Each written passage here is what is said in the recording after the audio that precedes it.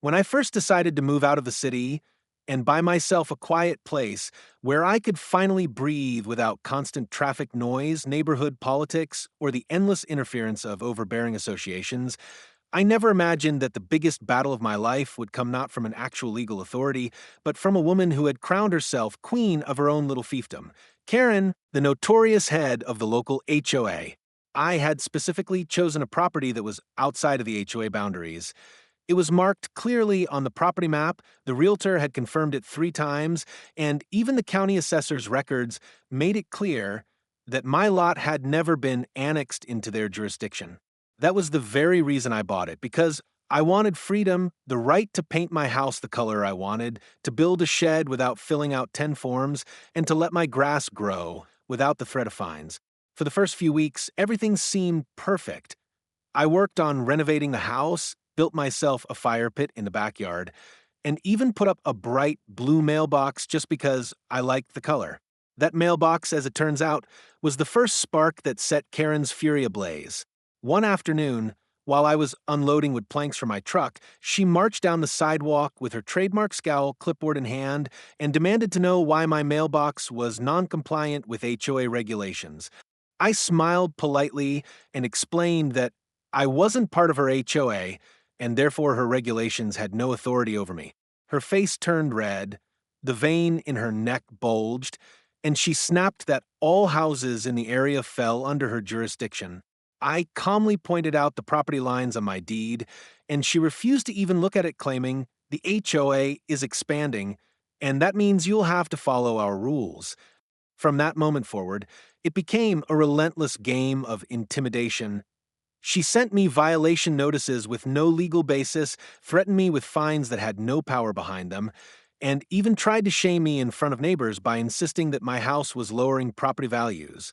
But what truly shocked me was when she escalated from petty harassment to outright threats, cornering me on my own driveway one evening and screaming, "We'll seize you by force if we have to." I realized then that this wasn't just a nosy neighbor, this was someone drunk on the illusion of power, and she wasn't going to stop until she broke me, or until I stood up and reminded her that I wasn't the one living in a prison of rules, she was. The first true battle came when I began putting up a small wooden fence in the backyard for my dog. It wasn't anything fancy, just a simple barrier so he could roam safely without running into the street. But apparently, fences were heavily regulated in Karen's kingdom. She appeared the very next morning, as if she had some sixth sense for freedom, and barked at me that my fence was unapproved and would have to be torn down immediately. Again, I reminded her that I wasn't under her HOA, and again she waved her clipboard as though it were a royal decree. This time, however, she didn't stop at yelling. A week later, I received an envelope in the mail, not from any government office, but from the HOA board, declaring that I was being fined $500 for unauthorized fence construction. I laughed out loud, but my amusement quickly turned to outrage when I learned she had attempted to file a lien on my property. The county clerk called me to clarify the paperwork, and thankfully they immediately flagged it as invalid because the HOA had no jurisdiction over my land.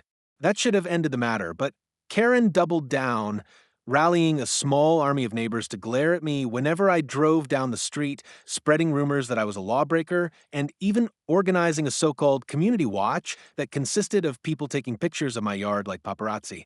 The psychological warfare was exhausting, but I refused to back down. Instead, I began documenting every interaction with her, every letter, every shouted threat, every uninvited step she took onto my lawn. I knew sooner or later she'd cross a line so bold that the law couldn't ignore it, and when she did, I wanted to be ready. My patience was tested daily. From her showing up during a barbecue and demanding that my grill was too close to the house, to her telling my guests they needed visitor passes to park on the street, it was clear she thought she owned not just my property, but me as well. It all came to a head one evening when she marched up with 2 other board members, waving a stack of papers, and declared that the HOA had voted to annex my lot. When I asked by what authority, she actually said, "We are the authority." I laughed so hard she turned purple, but deep down, I knew this was no longer funny. It was dangerous.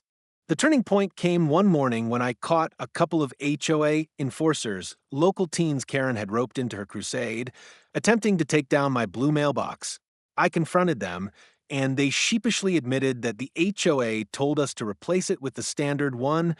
That was the moment I realized Karen's threats weren't empty anymore. She was mobilizing others to act on her behalf. I called the sheriff's office immediately, and when the deputy arrived, Karen stormed out of her house, screaming that I was interfering with HOA property.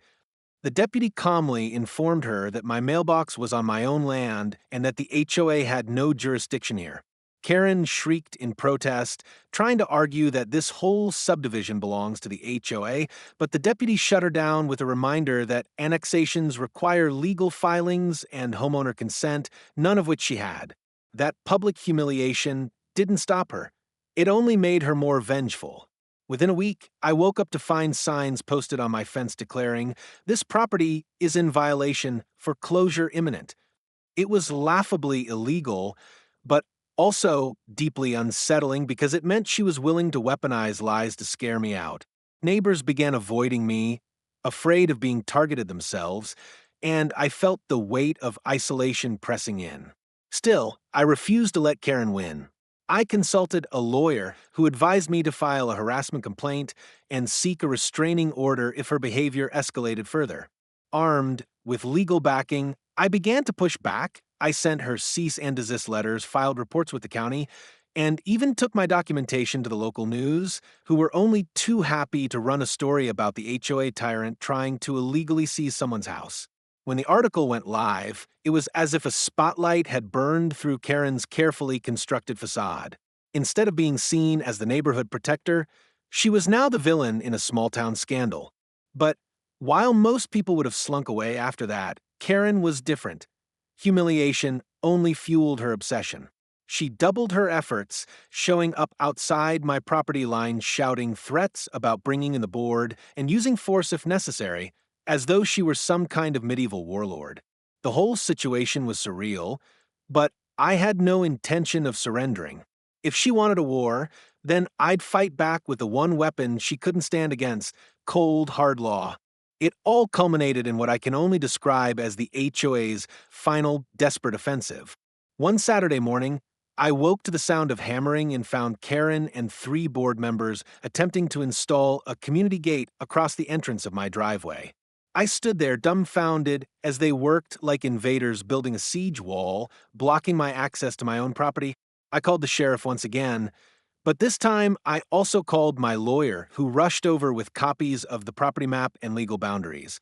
When the deputies arrived, Karen screamed that she was enforcing community standards and that my refusal to comply was grounds for seizure by force.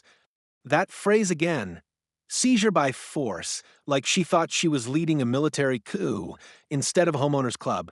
The deputies weren't amused. They ordered her and her cronies to stop immediately, and when she refused, they actually had to escort her away in handcuffs for trespassing and attempted vandalism. The look on her face as she was shoved into the back of the patrol car was priceless, a mix of rage, disbelief, and humiliation. It wasn't just over for her, though. It was just beginning. With the evidence I'd collected, I pressed charges for harassment, trespassing, and attempted property damage. The court issued a restraining order legally barring her from coming within 200 feet of my property, and the HOA board quickly distanced themselves, pretending they'd had nothing to do with her actions. In the end, I kept my fence, my mailbox, and my freedom, while Karen lost not only her credibility, but also her position as HOA president. The neighbors, once afraid to take sides, now approached me with relief, some even apologizing for staying silent while she terrorized me. I built friendships, shared barbecues without interference, and enjoyed my home the way I'd intended from the start, free from pointless rules. Karen eventually moved out, her reputation ruined, leaving behind nothing but bitter stories of her downfall. As I sat on my porch one evening, watching the sunset reflect off the bright blue mailbox, I realized the truth. Freedom doesn't come from avoiding conflict, but from standing up against bullies who pretend they hold power they never truly had.